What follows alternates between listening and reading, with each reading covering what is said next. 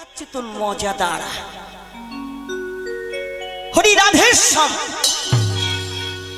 যেই রাধেশ্যাম বলেছে গোপালকে কোলে তুলে নিয়েছে। কোলে উঠে গোপাল আরো ভারী হয়ে গেছে, এত ভারী হয়েছে যে গোপালকে আর কোলে রাখতে পারছে না। কোন রকমে কুঞ্জের থেকে বাইরে বেরিয়ে সেই হরি রাধেশ্যাম। ব্রজবাসীরা বলছে বৈষ্ণব এটা কি হলো, তুমি গোপালকে মাটিতে নামিয়ে দিলে কেন? শোনো বাপু, আমি বুড়ো মানুষ, অত ভারী গোপাল নিয়ে আমি ওই গিরি গোবর্ধনে উঠতে পারবো না, আমি বলে দিলাম। কিন্তু বৈষ্ণব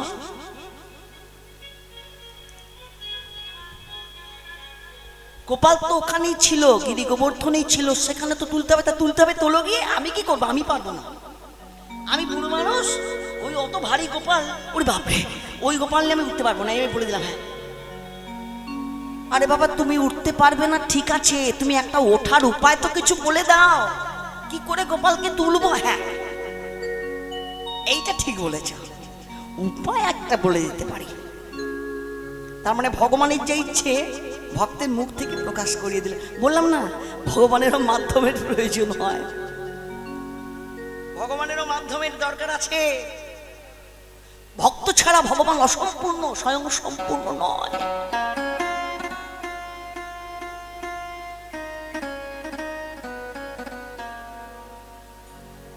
একটা উপায় আছে। আছে কি উপায়? শোনো, এখানে তো অনেকেই আছো, এখানে অনেকেই আছো, তোমাদের মধ্যে যাদের একটু বেশ শক্তি টক্তি আছে, বলিষ্ঠ চেহারা, এরকম কয়েকজনকে বেছে নাও, তাদের কাঁধে করে বাঁশের দোলায় চাপিয়ে গোপালকে গিরি গোবর্ধনে তোলো।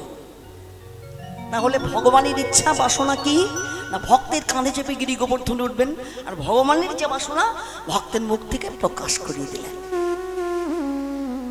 এখানে অনেকেই আছো, তোমাদের মধ্যে যাদের একটু শক্তি টক্তি আছে, বলিষ্ঠ চেহারা, এরকম কয়েকজনকে বেছে নাও, তাদের কাঁধে করে বাঁশের দোলায় চাপিয়ে গোপালকে গিরি গোবর্ধনে তোলো। তাই হলো। এবার মহা মহা বলিষ্ঠ লোক একত্র করিয়া, মহা মহা বলিষ্ঠ লোক একত্র করিয়া, এবার মহা মহা বলিষ্ঠ লোক একত্র করিয়া, মহা মহা বলিষ্ঠ লোক একত্র করিয়া। মায়েদের উদ্দেশ্যে বলছি, ও মা, গোপালকে গিরি গোবর্ধনে তুলছেন, এবার কিন্তু চুপচাপ বসে থাকলে হবে না, একটু কিছু করতে হবে। এবার পর্ব তোমার গেল পুরী, এবার পর্ব তোমার গেল পুরী, আর পর্বত পারে গেল ঠাকুর লইয়া, গেল ঠাকুর লইয়া, গেল ঠাকুর লইয়া, গেল ঠাকুর লইয়া, ঠাকুর লইয়া। ঠাকুর তুলেছে গিরি গোবর্ধনে, বসাবে কিসে? ঠাকুর বসাতে গেলে কি চাই? পথটির সিংহাসনী ঠাকুর বসাইল, পাথরের সিংহাসনে ঠাকুর বসাইল, পাথরের সিংহাসনী ঠাকুর বসাইল, পাথরের সিংহাসনে ঠাকুর বসাইল। আবার বড় এক পাথর পৃষ্ঠে, আর পাথর পৃষ্ঠে, আবার বড় এক পাথর পৃষ্ঠে, এক পাথর পৃষ্ঠে, ঠাকুর অবলম্ব কইল, নিতাই গৌর হরি বল হরি। কইল ঠাকুর অবলম্বন কইল, অবলম্বন কইল, অবলম্বন কইল। এবার একটু খুলে বলি, পাথরের সিংহাসনে ঠাকুর বসাইলো, মানে একটা পাথরের উপর গোপালকে বসানো হলো। বড় এক পাথর পৃষ্ঠে অবলম্ব কইল, তার মানে একটা পাথরে গোপালকে বসিয়েছে, আর একটা পাথর দিয়ে গোপালকে ঠেকনা দিয়ে রেখেছে যাতে গোপাল পড়ে না যায়। আজও পর্যন্ত একইভাবে গোপালকে গিরি গোবর্ধনে বসানো আছে, গেলেই দেখতে পাবে। গোপালকে তো বসিয়েছে, এখন গোপালের সারা গায়ে না কাদা মাটি মাখা, গোপালের সারা গায়ে কাদা মাটি মাখা, বহু বছর হয়ে গেছে জঙ্গলের মধ্যে পড়েছিল। পুরী গোসাই বললেন এই শোনো, গোপালকে স্নান করাতে হবে, জল নিয়ে এসো। কেউ বলছে যমুনায় যাব, কেউ বলছে রাধাকুণ্ডে যাব, কেউ বলছে শ্যামকুণ্ডে যাব।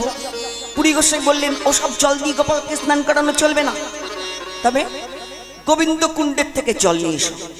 সমস্ত ব্রজবাসিনীরা কলসি কাখে নিয়ে ওই গোবিন্দ কুণ্ডের থেকে জল ভরে ভরে তুলছে গিরি গোবর্ধনে। ওমা, তোমাদের ঘরে ছেলে কিংবা মেয়ের বিয়ে লাগে, যখন ছেলে মেয়ের বিয়ে লাগে তখন তোমরা বাদ্য বাজনা বাজাতে বাজাতে জল ভরতে যাও। আজকে ব্রজবাসীরা বাদ্য বাজনা বাজাতে বাজাতে, ওদের সাথে আবার আরেকটা নিয়ম আছে, ওখানে আবার গান গাইতে গাইতে যায় জল ভরতে। তা সমস্ত ব্রজবাসিনীরা কলসি কাখে নিয়ে জল ভরতে চলেছে। নব শত ঘট জল আজ কইল উপনীত, নব শত ঘট জল আজ, নব শত ঘট জল আজ কইল উপনীত।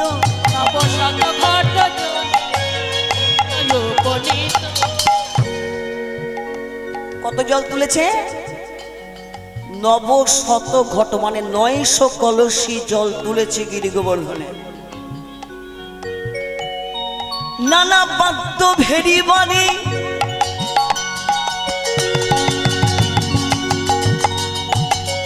আজ নানা বাদ্য ভেরি বাণী শ্রীগণ গাই গীত, নানা বাদ্য ভেরি বাজে শ্রীখল, আজ নানা বাদ্য, আজ নানা বাদ্য ভেরি বাণী শ্রীগণ গাই গীত, নানা বাদ্য ভেরি বাজে শ্রীখল গাইত। আবার কেহ নাচে কেহ গাইতে, কেহ নাচে কেহ গাইতে, আবার কেহ নাচে কেহ গায়, আবার কেহ নাচে কেহ গায়। কেহ ব্রজের ধুলাই কটা গড়ি, কেহ ব্রজের ধুলায় কাটা গড়ি, আবার বড় জোড়ামণি তারা কটে হুলা হুলি, বড় জোড়ামণি তাই গৌর হরি বল, নিতাই গৌর প্রেমানন্দে হরি বল, হরি বল, হরি বল। নব শত ঘট জল তব শত ঘট জল, আজ কইল উপনীত, ঘট জলে আজ কইল উপনীত। 900 কলসি জল তুলেছে। 900 কলসি জলে পঞ্চগব্যে পঞ্চামৃতে গোপালকে স্নান করাচ্ছে। এই যে গোপালকে স্নান করাচ্ছে, জল গিয়ে পড়ছে কোথায়? বিলাসকুণ্ডে। গোপালকে নববস্ত্র পরিয়েছে, ফুলের মালা দিয়েছে। পুরী গোসাই বললেন এই এতগুলো বছর গোপাল জঙ্গলের মধ্যে অনাহারে পড়েছিল, তাকে খেতে দিতে হবে না? খেতে দিতে হবে তো। যাও যাও যাও, গোপালের সেবার ব্যবস্থা করো। বানাতে বসে গেছে কি? রাশে রাশে রুটি, স্তূপে স্তূপে অন্ন, কত কত ব্যঞ্জন আদি।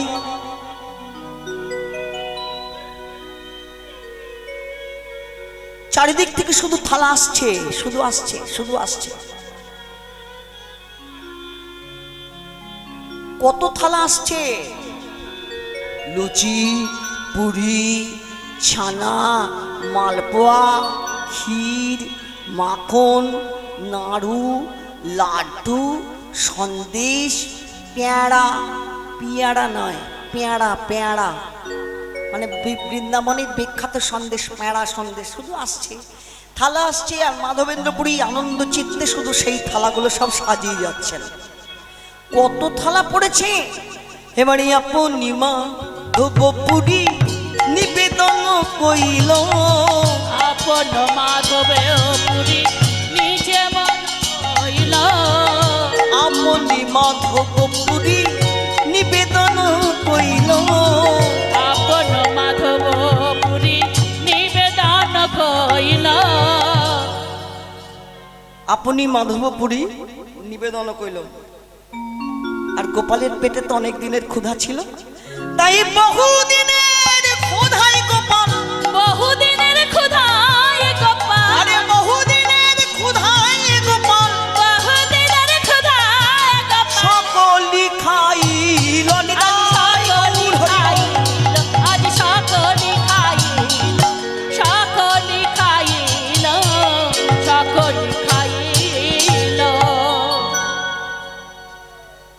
তোমাদের সবার ঘরে ঠাকুর আছে? সবার ঘরে আছে। ঠাকুরকে সেবা দাও? সত্যি করে একটা কথা বলবে, তোমাদের ঘরে যে ঠাকুরকে সেবা দিচ্ছ সত্যি করে বলবে, কিন্তু মিথ্যে মিথ্যে বলতে নেই। হরিবাসরে বসে তোমরা যে ঠাকুরকে সেবা দিচ্ছ, ঠাকুরের থালা গ্লাসগুলো কত বড় বড় হয়? সেই তো, নিজেদের বেলায় এত বড় থালা, ঠাকুরের বেলায় বাজারে কোথায় ছোট পাওয়া যায়, আরো ছোট আরো ছোট। থালাগুলো হয় এইটুকু এইটুকু, আর গ্লাসগুলো হবে এইটুকু এইটুকু।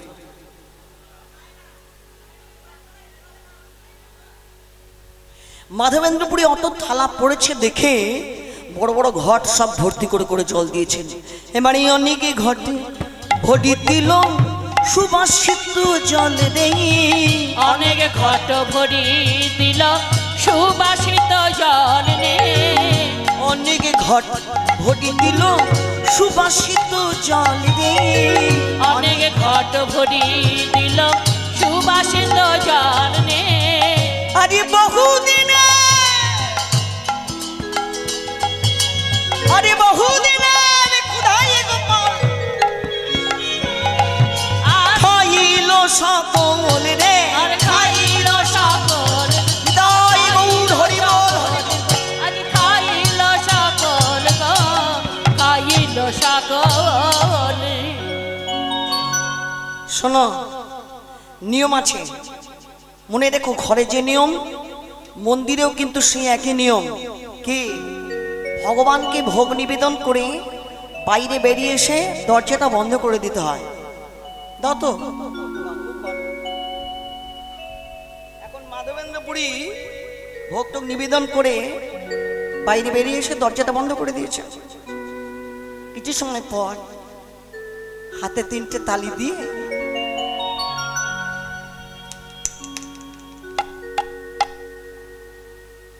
দরজাটা খুলে ভেতরে গিয়ে দরজাটা বন্ধ করে দিয়েছে।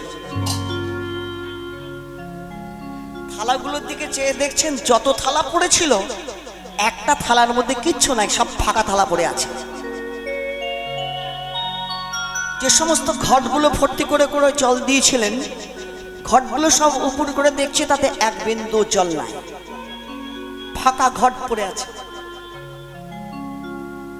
পুরী গোসাই এবার গোপালকে বলছেন, এই যে শুনছো বাপু, তোমায় বলছি, তোমায় বুঝলাম তোমার ক্ষুধা লেগেছিল, তাই বলে তুমি সব খেয়ে নিলে? হায় হায় হায়, সবাই তো বাইরে একটু প্রসাদের জন্য অপেক্ষা করছে। আমি যেই মন্দির থেকে বাইরে বেরোবো সবাই বলবে বৈষ্ণব একটু প্রসাদ দাও। তখন তাদের আমি কি বলবো? কি বলবো? প্রসাদ নেই, ও তো আমি বলতে পারবো না, বুঝলে? ও আমি বলতে পারবো না, বুঝলে? ও আমি বলতে পারবো না। এই আমি বাইরে যাচ্ছি, তোমার যা ইচ্ছে যা খুশি তুমি করতে থাকো বলে দরজাটা খুলে বাইরে বেরিয়ে গিয়ে ধুম করে দরজাটা বন্ধ করে দেবে। এখন ব্রজবাসীরা দেখছে বৈষ্ণব একবার গেল আবার এলো, আবার গেল আবার এলো। এখন ব্রজবাসীদের মধ্যে দু একজন বলেই ফেলেছে, বৈষ্ণব কি হয়েছে গো? উত্তরে মাধবেন্দ্রপুরী বলছেন, কি আবার হবে, যা হবার তাই হয়েছে। বাহ, আরে কি হয়েছে বলবে তো? বলছি তো, যা হবার তাই হয়েছে। শাস্ত্রকার কি বলছেন? আপন ভজন কথা না কহিবে যথা তথা, আপনি আপনি সাবধান। যতবার প্রশ্ন করছেন কি হয়েছে, পুরী গোসাই ততবার উত্তর দিচ্ছেন, কি আবার হবে, যা হবার তাই হয়েছে। ভগবান আর কি করেন, ভক্তের মান তো বাঁচাতে হবে। তাই যত থালা পড়েছিল ভগবান প্রতিটা থালার প্রতি তার কৃপা দৃষ্টি নিক্ষেপ করলেন। এবার হাতে 3টে তালি দিয়ে দরজাটা খুলে যেই ভেতরে গিয়ে দরজাটা বন্ধ করে দিয়েছেন, থালাগুলোর দিকে চেয়ে দেখছেন প্রত্যেকটা থালার মধ্যে কিছু না কিছু আছে। তবে এই না হলে তুমি ভগবান না। বাপু অনেক খেয়েছো, আর খেয়ে কাজ নেই, এবার নিজে গিয়ে নিজের জায়গায় বসো দেখি বাপু, তোমায় একটু আরতি করি। পুরী গোসাই ভোজন আরতি শুরু করল। মধ্যাহ্নকালীন ভোজন আরতি। মনে রেখো, ভোজন আরতি হোক আর সন্ধ্যা আরতি হোক, আরতি কিন্তু একা গাইতে নেই, সবাইকে গাইতে হয়। যে জানে না সে পাশে যে গাইছে তারটা শুনে শুনে হলো গায়, সবাই গাইবে কিন্তু আমার সঙ্গে, কেমন? মধ্যাহ্নকালীন ভোজন আরতি শুরু করলেন। ভজ গোবিন্দ গোপাল গিরিধারী, ভজ গোবিন্দ রাধে রাধে রাধে,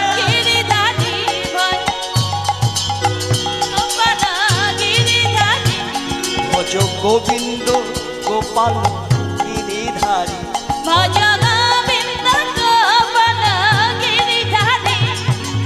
গিরিধারী গোবর্ধন ধারী, গিরিধারী রাধে রাধে, গিরিধারী গোবর্ধন ধারী, গিরিধারী গিরিধারী গোবর্ধন ধারী, গিরিধারী সবাই মিলে গোবর্ধন ধারী, জয় জয় বংশীধারী গোবর্ধন রাধে রাধে জয় রাধে, গোবর্ধন ধারী জয় জয় বংশীধারী গোবর্ধন, ভজ গোবিন্দ গোপাল গিরিধারী, ভজ গোবিন্দ গোপাল গিরিধারী।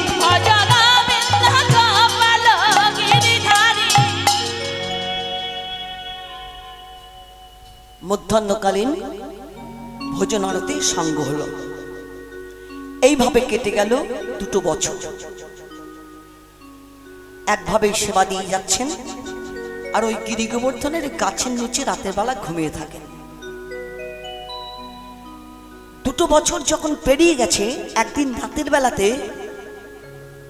গিরি গোবর্ধনের ওই গাছের নিচে শুয়ে শুয়ে মনে মনে ভাবছেন, বাবা এমন যদি কাউকে পেতাম যার হাতে আমি গোপালের সেবার ভারটা ছেড়ে দিতে পারতাম।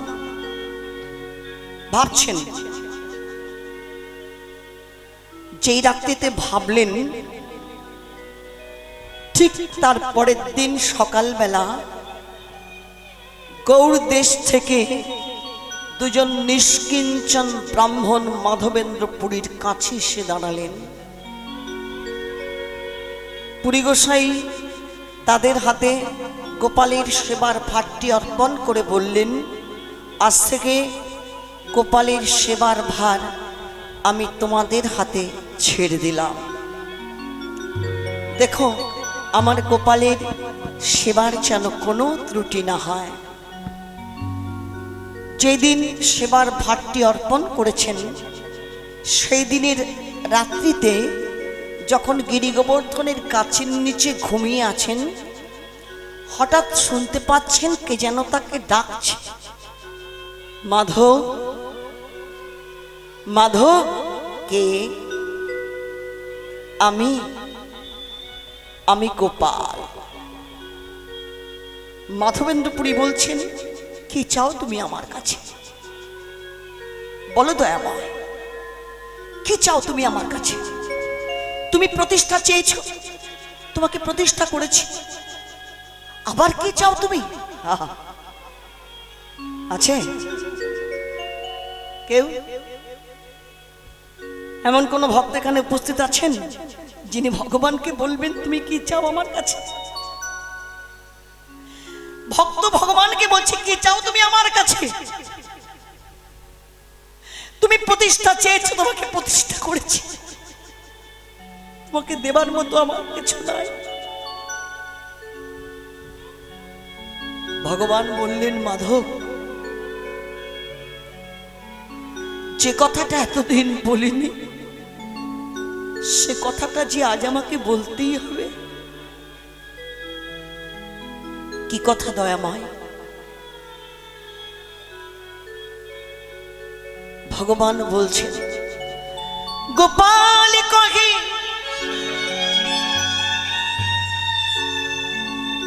মাধব আমার অঙ্গের তাপ নাহি যায়, অঙ্গের তাপ নাহি যায়, মলয়জ চন্দন লেপ আমার অঙ্গের তাপে তবে সে জুড়ায়। আমার অঙ্গের তাপ তবে সে জুড়া। গোপাল কহে মাধব আমার অঙ্গের তাপ নাহি যায়, মলয়জ চন্দন লেপু তাপ তবে সে জুড়ায়। আমার সর্বদেহটা জ্বলে যাচ্ছে।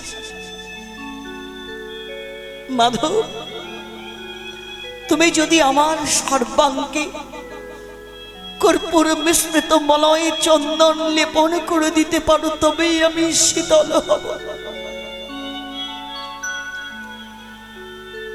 মাধবেন্দ্র পুরী বলছেন, দয়াময়,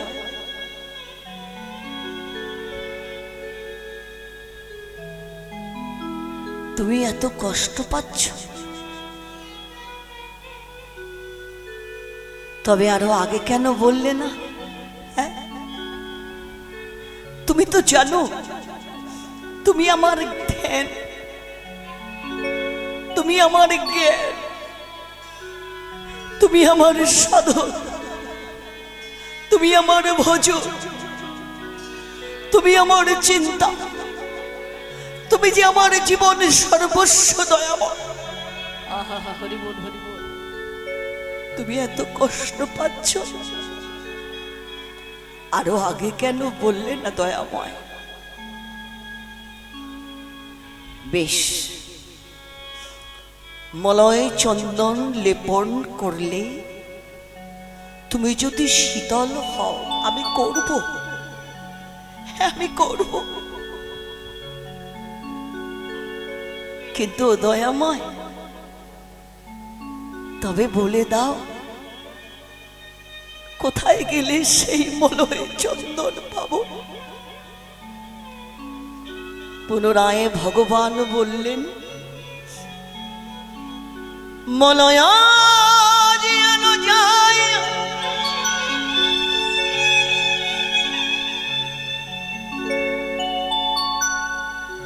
সেই নীলাচল হইতে,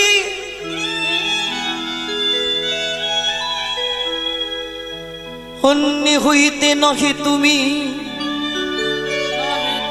তুমি যাও কি তুরিতে, তুমি যাও শ্রীপুরীতে।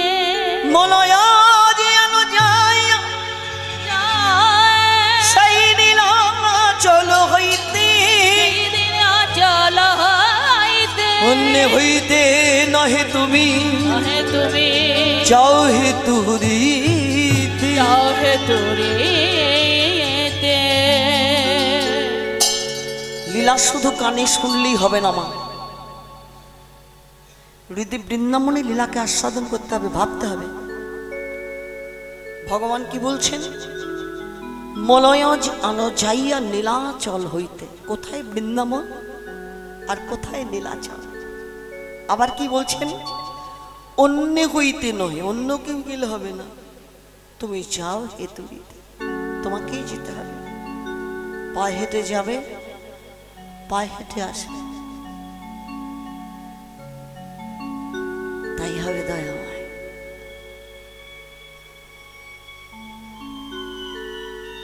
যেই সকালটি হলো, পূজারী সেবকদের কাছে বললেন, এই শোনো, আমি বাপুর নীলাচলে যাচ্ছি আমার গোপালের সেবার জন্যে মলয় চন্দনার কর্পূর আনতে। যতদিন ফিরে না আসবো, আমার গোপালের সেবার যেন কোনো ত্রুটি না হয়। চললেন নীলাচলের পথে। পুরী গোসাই অহর্নিশি কৃষ্ণ নাম করেন তো, তাই নাম গাইতে গাইতে চলেছে গিরি ধানী গোপাল গিরি ধানী গোপাল ব্রজ গোপতুলা অপরূপ লীলা তব তরুণতম। কৃষ্ণ নাম গাইতে গাইতে চলেছে গিরি ধানী গোপাল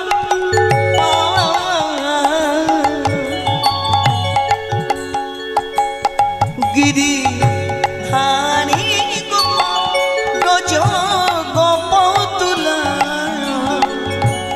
অপরূপ লীলা তব তরুণতম।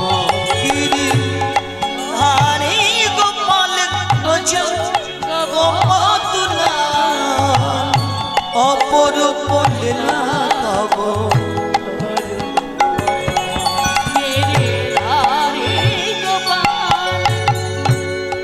আনন্দে আত্মহারা বিশাখার কাছে তুমি চির নিরূপ শ্রীরাধারি হৃদয়। হরি বল হরি বল। যিনি ভগবান ছাড়া কিছু জানেন না, যিনি অহর্নিশি কৃষ্ণ নাম করেন, তিনি আজ কৃষ্ণ নাম গাইতে গাইতে চলেছে বিশাখার কাছে তুমি বিশাখার কাছে তুমি চির নিরূপ শ্রীরাধার হৃদয় প্রেমের কৃপা।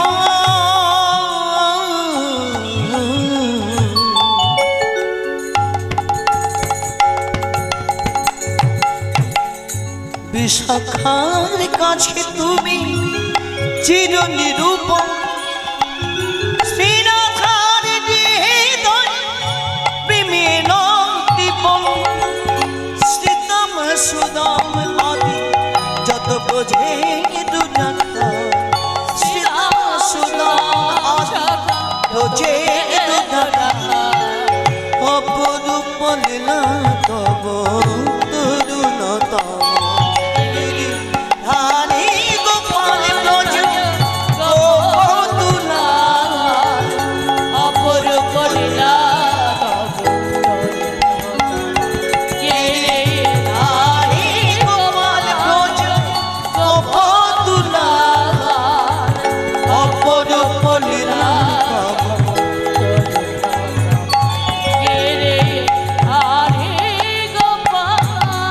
যশোদার নয়নে তুমি নলিছ নন্দ দুলাল তুমি আনন্দ কিশোর।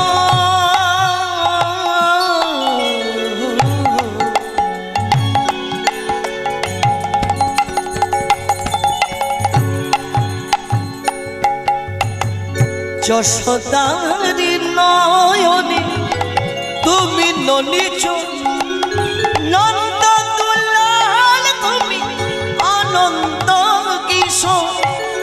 গীতারে সারথি তুমি যাদব গোপাল। গীতারে সারথি তুমি যাদব গোপাল অপরূপ লীলা তব তরুণতম।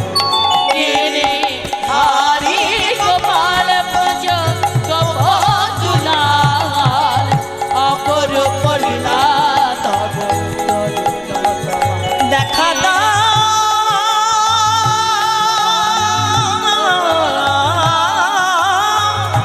অপরূপ লীলা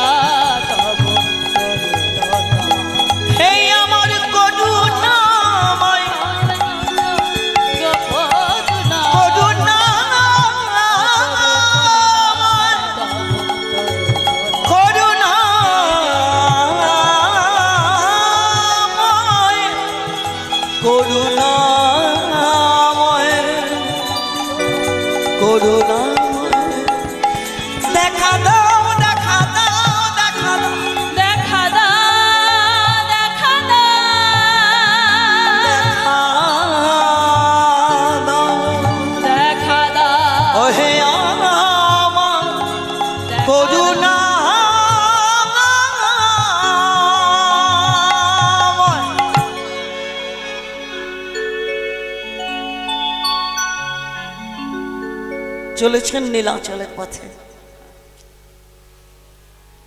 যাবার পথে আগেই পড়েছি বালেশ্বর।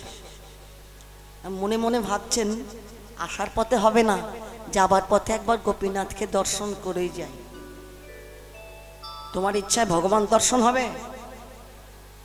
তিনি যদি কৃপা করে দর্শন দেন তবেই তো হবে। তোমার থাকতে হবে আরতি, আর তার থাকতে হবে করুণা। যাই এখন গোপীনাথকে দেখেই যাই। গোপীনাথের মন্দির দরজায় এসে দাঁড়িয়েছে। সময়টা ঠিক সন্ধে ঘনিয়ে এসেছে। এইরকম সবে এসে মন্দির দরজায় দাঁড়িয়েছেন। দাঁড়ানোর সঙ্গে সঙ্গে মন্দিরের দরজাটা বন্ধ হয়ে গেল। গোপীনাথ দর্শন হলো না। যা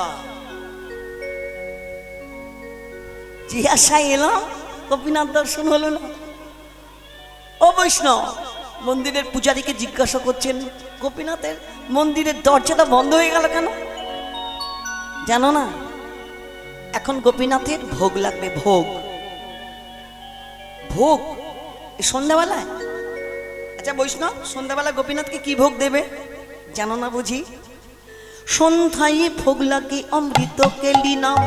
সন্ধ্যায় ভোগ লাগে অমৃত কেলি না।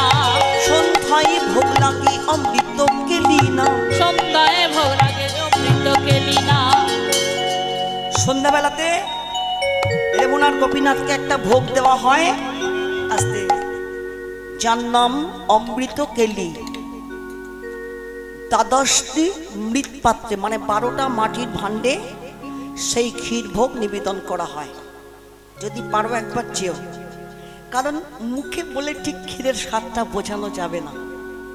এমন ক্ষীর কোথাও পাবে না। বহু ভারতবর্ষের যত তীর্থে যাও এমন ক্ষীর কোথাও পাওয়া যায় না। তাই পূজারী বৈষ্ণব বললেন সন্ধ্যায় ভোগ লাগে অমৃত কেলি না। সন্ধ্যায় ভোগ লাগে অমৃত কেলি না।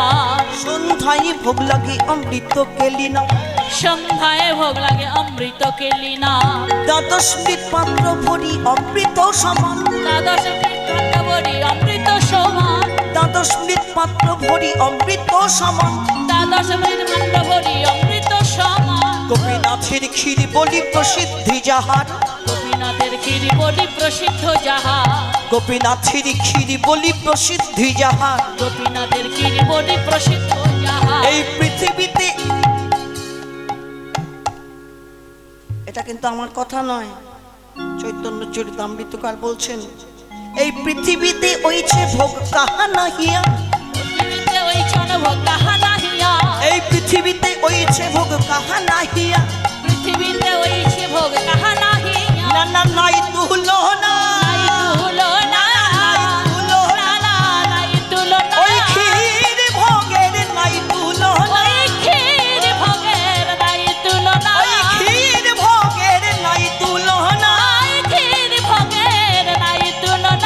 কোথাও পাবে না, কোথাও পাবে না। এই যে অমৃত কেলি ভোগ কোথাও পাবে না। এই অমৃত কেলি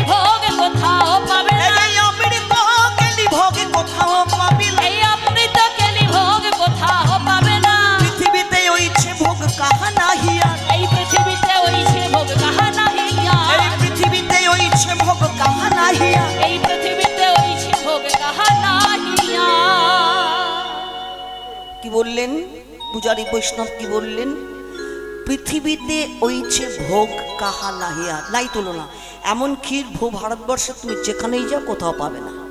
এখন মাধবেন্দ্রপুরী মনে মনে ভাবছেন, বাবরে ক্ষীরের স্বাদ না জানি কত ভালো, তাই তো বলছে, কিন্তু ক্ষীরের স্বাদটা কেমন যদি জানতে পারতাম তাহলে ক্ষীর বৃন্দাবনে নিয়ে আমিও আমার গোপালকে খাওয়াতাম। মনে মনে ভাবছেন। কি ভাবছেন দেখো চৈতন্য চরিতামৃতকার কি বলছেন।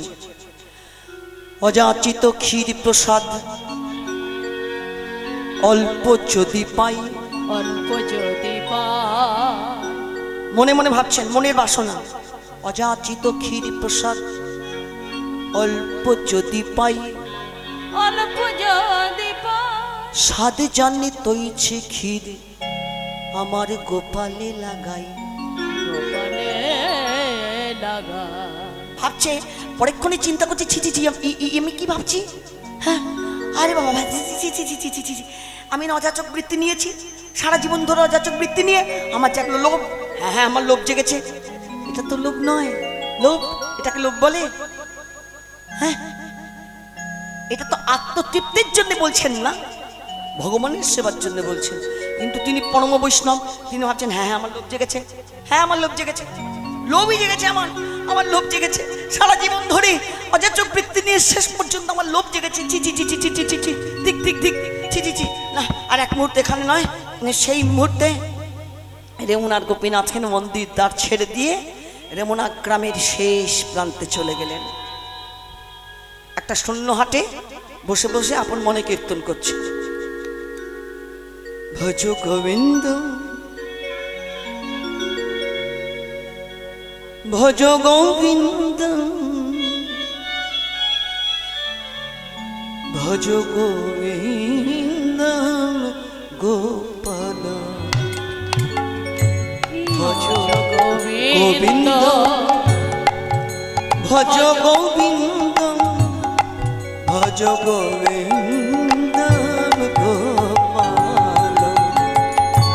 ভজ গোবিন্দ ভজ গোবিন্দ ভজ গোবিন্দ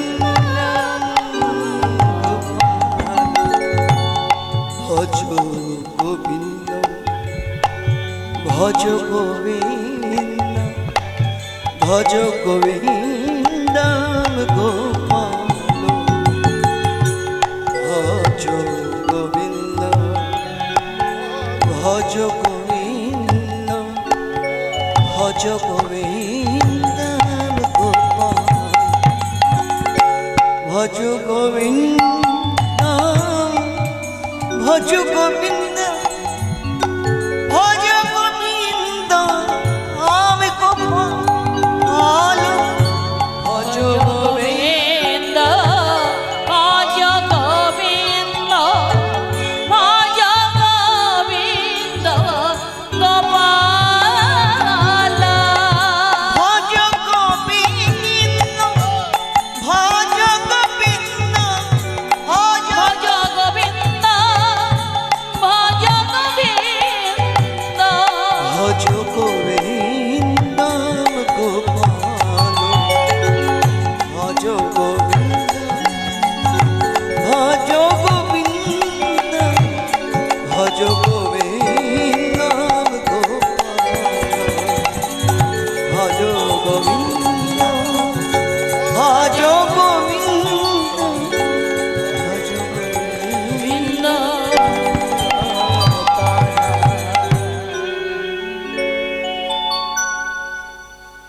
পূজারী বৈষ্ণব দ্বাদশটি মৃৎপাত্রে ভোগ নিবেদন করে, ক্ষীর ভোগ নিবেদন করে দরজাটা বন্ধ করেছেন, বাইরে বেরিয়ে এসেছেন। ভক্তাধীন ভগবান ভক্তের মনোবাসনা পূর্ণ করবার জন্য একটি ক্ষীরের ভাণ্ড তুলে নিয়ে নিজের পিত্ত ধরান অঞ্চলে আড়ালে লুকিয়ে রাখলেন। পূজারী বৈষ্ণব প্রত্যেক দিন 12টি ভাণ্ড গুনে গুনে দেয়, গুনে গুনে বার করে। সেদিন দেওয়ার সময় গুনে দিল, বার করবার সময় গুনে বার করতে ভুলে গেল, যাবেই তো, তা নইলে ভগবান যে তখন ধরা পড়ে যাবেন। দিল 12টা, বার করলো 11টা। ঠাকুরকে আচমন দিয়ে প্রসাদে জায়গা পরিষ্কার করে সায়ন দিয়ে দিয়েছে। মধ্যরাত্রিতে পূজারী বৈষ্ণব যখন তার নিজের ঘরে ঘুমিয়ে আছে, হঠাৎ শুনতে পাচ্ছেন কে যেন তাকে ডাকছে, পূজারী পূজারী। কে? আমি গোপীনাথ। চমকে উঠেছে, উঠা হো পূজারী, দ্বার করো বিমোচন, ক্ষীর এক রাখিয়াছি ওই সন্ন্যাসীর কারণ। সন্ন্যাসীর কারণ। পূজারী উঠো, পূজারী দ্বার করো বিমোচন, ওঠো, মন্দিরের দরজাটা খুলে দেখো, আমি একটা ক্ষীরের ভাণ্ড লুকিয়ে রেখেছি। এই ক্ষীরের ভাণ্ড নিয়ে তুমি এই মুহূর্তে চলে যাও। কোথায় যাবো দয়াময়? রেমুনা গ্রামের শেষ প্রান্তে গিয়ে দেখবে শূন্য হাটে এক সন্ন্যাসী বসে বসে কীর্তন করছে, নাম তার মাধবেন্দ্রপুরী।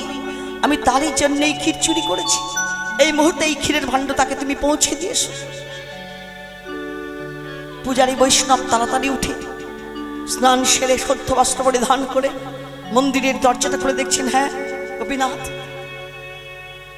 তার পিত ধরার অঞ্চলের আড়ালে একটা ক্ষীরের ভাণ্ড লুকিয়ে রেখেছে। ক্ষীরের ভাণ্ডটা মাথায় যেই তুলে নিয়েছেন, পূজারী বৈষ্ণবের অষ্টসাত্ত্বিক ভাবের বিকার ঘটল। তার সর্বদেহটা থরথর করে কাঁপছে, সর্বদেহটা থরথর করে কাঁপছে, সর্বদেহটা দরদর করে ঘামছে। নয়নে অশ্রুধারা, চারিদিক ঘুটঘুটে অন্ধকার। রেমুনা গ্রামের প্রতিটা মানুষ ঘুমিয়ে পড়েছে। সেই অন্ধকারের মধ্যে ওই পূজারী বৈষ্ণব হাটের পথ ধরে ছুটে চলেছেন আর উচ্চস্বরে বলছেন, এই হাটে কি আছো গো মাধবেন্দ্রপুরী, মাধবেন্দ্রপুরী যার লাগে গোপীনাথ ক্ষীর কইলেন চুরি, ক্ষীর কইলেন চুরি। এই হাটে কি আছো গো মাধবেন্দ্রপুরী, মাধবেন্দ্রপুরী যার লাগে গোপীনাথ ক্ষীর কইলেন চুরি। ক্ষীর কইলেন চুরি। অনেক রাত্রিতে একটা ছোট্ট কথা দেখবে অনেক বড় করে শোনা যায়, কেন? চারিদিক স্তব্ধ থাকে আর পূজারী বৈষ্ণব তো উচ্চস্বরে বলছেন। এখন ওই নাম করতে করতে কথাটা তার কানে পৌঁছে গেল, মাধবেন্দ্রপুরীর কানে পৌঁছে গেল। মাধবেন্দ্রপুরী নাম করতে করতে বলছেন, আমি মাধবেন্দ্রপুরী বসি খানি,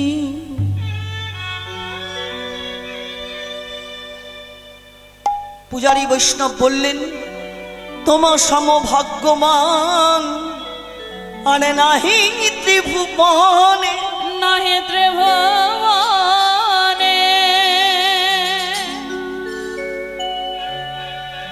মাধবেন্দ্রপুরী বলছেন, আমি মাধবেন্দ্রপুরী বসি এইখানে। আর পূজারী, তোমার সমভাগ্যবান নাহি ত্রিভুবনে। কত ভাগ্য করেছো তুমি, কত বৈষ্ণবতা তোমার।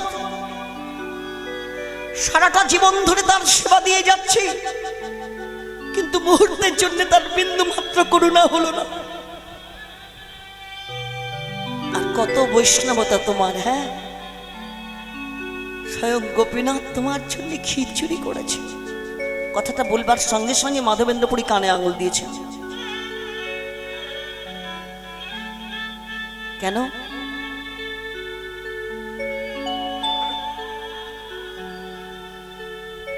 ভক্ত কখনো প্রতিষ্ঠা চায় না,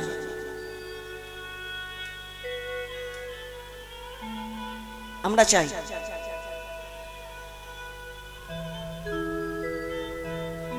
আমরা তো ইউটিউবে মুখ দেখানোর জন্য ব্যস্ত। গান গাইতে গেলে দেখাচ্ছি, গান থেকে ফিরে আসলে দেখাচ্ছি, গানের সময় যাওয়ার সময় কোথাও গাছতলায় দাঁড়ালে সেটাও দেখাচ্ছি। মানে মুখ দেখাতে আমরা কত ব্যস্ত। আমরা তো প্রতিষ্ঠার আশায় ছুটে বেড়াই, কিন্তু প্রকৃত ভক্ত যে হয় সে কখনো প্রতিষ্ঠা চায় না, সে প্রতিষ্ঠা দেয়। ভক্ত ভগবানকে প্রতিষ্ঠা দেয়, কিন্তু ভক্ত কখনো নিজে প্রতিষ্ঠা চায় না। কেন চায় না? কারণ সে জানে যে যশ খ্যাতি প্রতিষ্ঠা সে তো শুকরের বিষ্ঠা।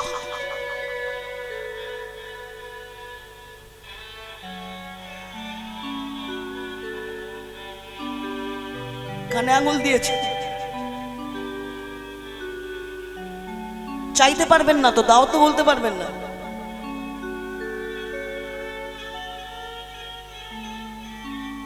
অযাচক বৃত্তি নিয়েছেন, দাও তো বলতে পারবেন না। পূজারী বৈষ্ণব ক্ষীরের ভাণ্ডটা মাধবেন্দ্রপুরীর হাতে ধরিয়ে দিলেন। অপরাধ নিও না, আমাদের হাতে কেউ প্রসাদ দিলে আমরা সঙ্গে সঙ্গে মুখের মধ্যে পুড়ে ফেলি। পুরী গোসাই কি করলেন, যেই ক্ষীরের ভাণ্ড দিয়েছেন কিঞ্চিত মাত্র ক্ষীর তুলে নিচ্ছে, কিঞ্চিত লব পরিমাণ, মানে একটা সর্ষের দানাকে 4 ভাগে ভাগ করো, যুবহগ্নে দিয়েছে। আর বাকি ক্ষীরগুলো সর্বশরীরে লেপন করছে, বাকি ক্ষীরগুলো সর্বশরীরে লেপন করতে করতে বলছেন, বলো এমন কৃষ্ণ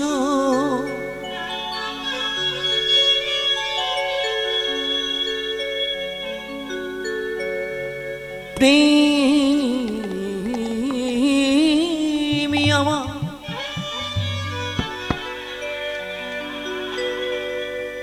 আমার ওগো দয়া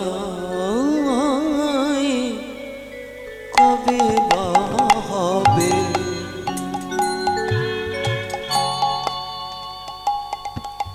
বলো এমন কৃষ্ণ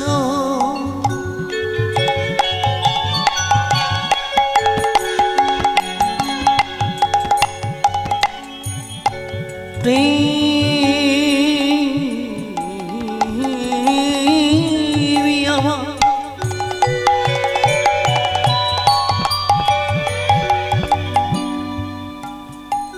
প্রেমী আমার ওগো দয়ায় কবে বা হবে,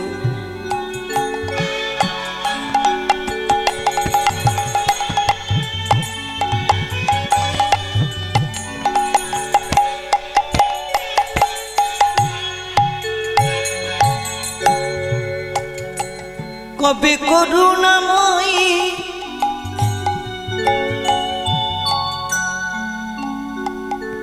হে আমার করুণাময়ী,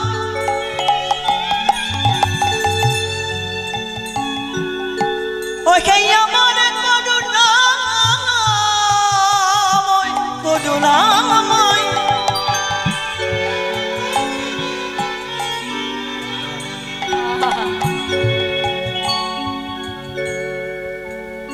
হে আমার করুণাময়,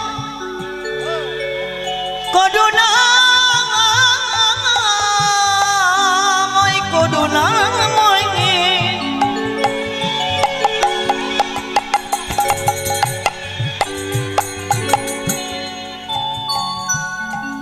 কবে করুণাময়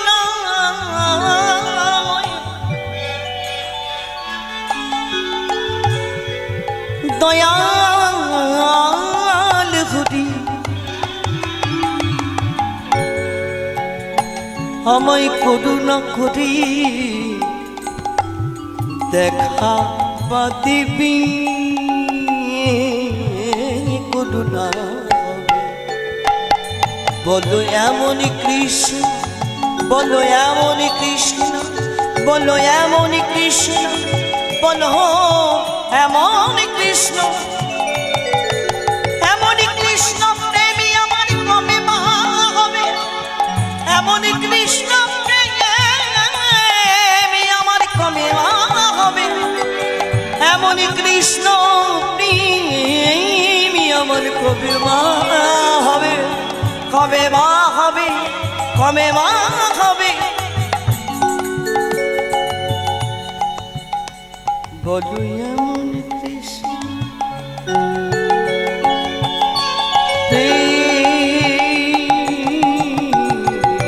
প্রেমী আমার,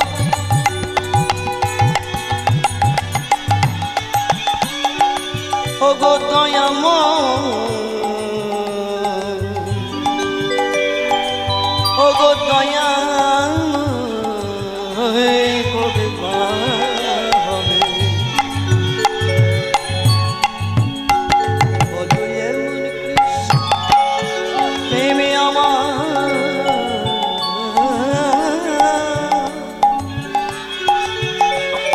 দয়াময় কবে মা,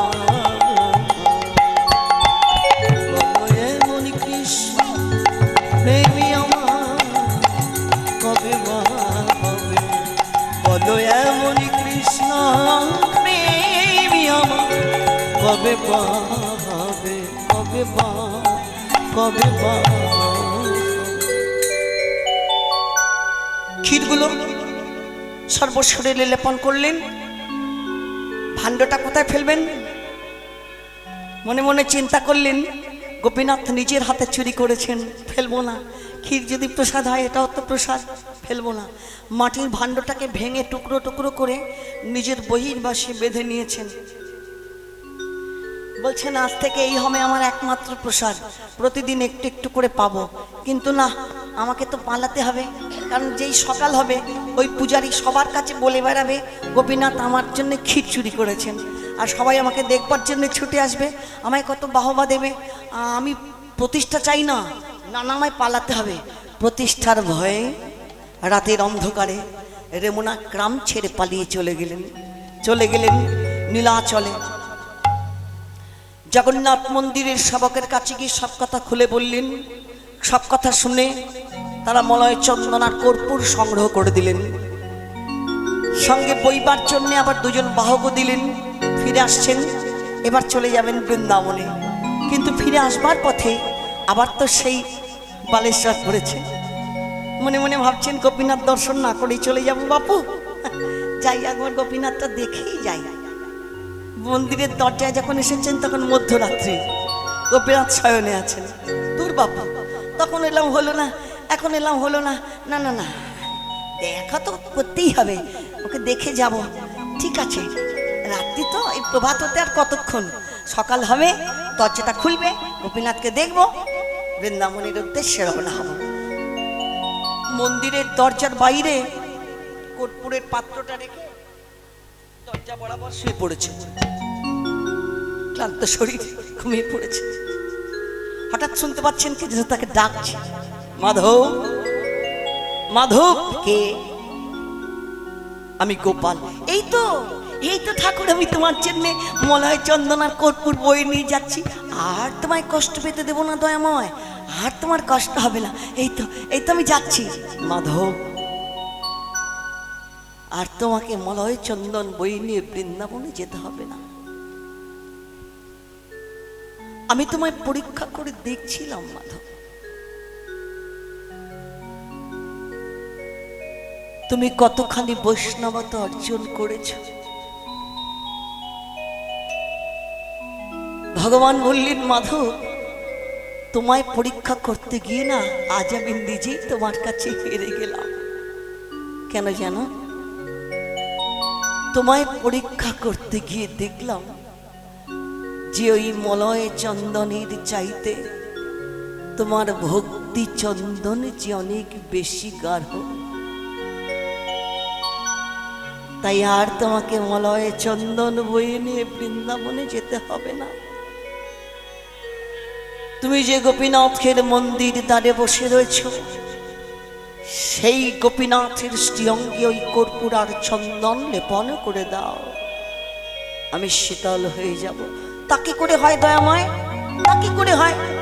বৃন্দাবনে তুমি গোপাল আর রেমুনায় তুমি গোপীনাথ, তা কি করে হয়? শ্রী ভগবান বললেন, শোনো মাধব, আমার আর গোপীনাথের একই অঙ্ক হয়।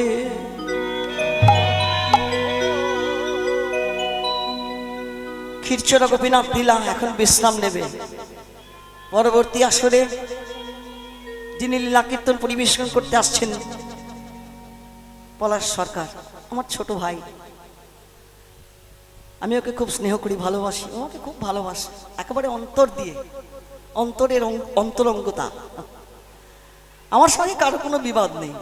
কীর্তন জগতে কেউ বলবে না যিনি না কর তার শত্রু। আমার কোনো শত্রু নেই ঘরের লোক ছাড়া, নিতাই গৌর হরি বল। বাইরে আমার কোনো শত্রু নেই, সবাই আপন, সবাই আমার প্রাণের জন। পলাশ ভাই আসছে, আপনাদের হরিকথা কৃষ্ণ কথা শুনিয়ে আনন্দের বড় ভালো গায়। তাই ভগবান বললেন, শোনো মাধব, আমার আর গোপীনাথের একই অঙ্ক হয়। ইহাকে চন্দন দিলে যেন আমার তাপ ক্ষয়। আমার তাপক্ষ আমিও যে গোপীনাথ, সে কোনো ভেদ নাই। তাই মাধব, তুমি কোনো দ্বিধা না করে গোপীনাথের শ্রীঅঙ্গী কর্পূরার চন্দন লেপন করে দাও, তবেই আমি শীতল হয়ে যাব। তাই হবে দয়াময়, তাই হবে। যেই সকালটি হলো, পূজারী বৈষ্ণবের কাছে সব কথা খুলে বললেন। সব কথা শুনে সেই দিন থেকে ওই পূজারী বৈষ্ণব আর মাধবেন্দ্রপুরী এই দুজনে মিলে গোপীনাথের শ্রীঅঙ্গে কর্পূরার চন্দন মাখাতে বসলেন। যতদিন পর্যন্ত ওই মলয় চন্দন আর কর্পূর শেষ না হলো, মাধবেন্দ্রপুরী কিন্তু রেমুনাতেই রয়ে গেলেন। অবশ্য যদি যাও, যারা গেছো তারা জানো, মাধবেন্দ্রপুরীর সমাধিস্থলটা সেই রেমুনাতেই রয়েছে, গোপীনাথের মন্দিরের ঠিক পিছন দিকটাতে। তাই গোপীনাথের শ্রীঅঙ্গে কর্পূর আর চন্দন লেপন করতে করতে বললেন, নবদূত বদল ঘনশ্যাম, নবদূত বদল ঘনশ্যাম,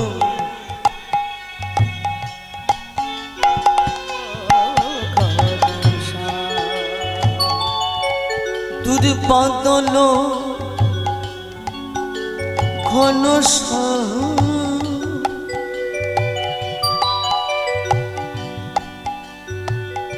দুর্বদল ঘনশ্যাম, ঘনশ্যাম, দুর্বদল